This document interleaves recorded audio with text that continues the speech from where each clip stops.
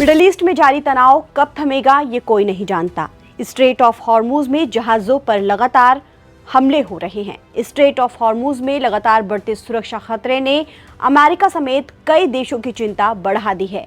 दुनिया के समुद्री तेल व्यापार का बड़ा हिस्सा इसी जलमार्ग से होकर गुजरता है। ऐसे में अगर यहाँ किसी भी तरह की बाधा आती है तो उसका असर सीधे वैश्विक तेल कीमतों और वैश्विक अर्थव्यवस्था पर पड़ता है।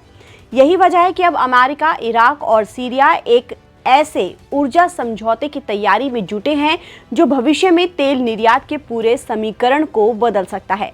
मीडिया रिपोर्ट्स के मुताबिक तीनों देश मिलकर आने वाले कुछ दिनों में उत्तरी इराक को सीरिया के भूमध्य सागरीय तट से जोड़ने वाली दशकों पुरानी तेल पाइपलाइन को फिर से शुरू करने की योजना का ऐलान कर सकती है। इस परियोजना का मकसद हॉर्मुज पर निर्भरता कम करना और तेल निर्यात के लिए ऑप्शनल रास्ते तैयार करना है। रिपोर्ट के मुताबिक इराक के प्रधानमंत्री अली अल जायदी अगले सप्ताह अमेरिका के दौरे पर जाएंगे। इस दौरान उनकी व्हाइट हाउस में अमेरिकी राष्ट्रपति डोनाल्ड ट्रंप से मुलाकात होगी। माना जा रहा है कि इसी दौरे के दौरान तीनों देशों के बीच इस समझौते की घोषणा की जा सकती है। इराकी प्रधानमंत्री अपने दौरे के दौरान टेक्सास भी जाएंगे, जिसे अमेरिका की ऊर्जा राजधानी माना जाता है। प्रस्तावित योजना का केंद्र किरकुक बनियास पाइपलाइन है, जो इराक के उत्तरी शहर किरकुक से सीरिया के भूमध्य सागरीय बंदरगाह बनियास तक करीब 800 किलोमीटर लंबी है।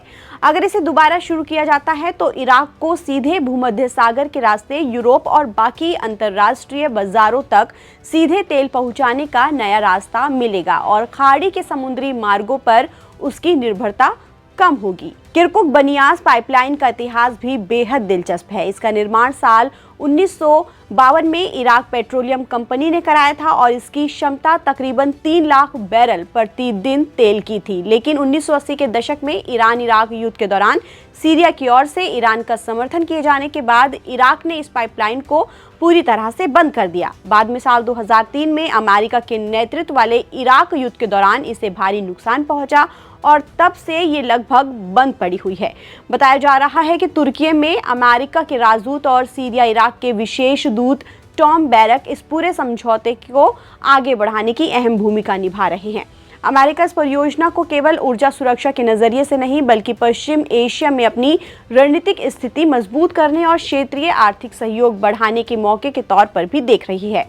हाल के दिनों में अमेरिका और ईरान के बीच बढ़ते तनाव की वजह से हॉर्मुज स्ट्रेट में समुद्री सुरक्षा को लेकर चिंता दुनिया भर की बढ़ी है। दुनिया के बड़े हिस्से का तेल इसी रास्ते से होकर गुजरता है।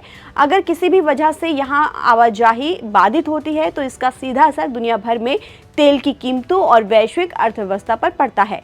ऐसे में किरकुक बनियास पाइपलाइन अगर फिर से शुरू होती है तो इससे मिडल ईस्ट में ऊर्जा और व्यापार ढांचे में एक नए युग की शुरुआत हो सकती है। ताज़ा अपडेट के लिए आप बने रहिए नवभारत टाइम्स के साथ। नमस्कार।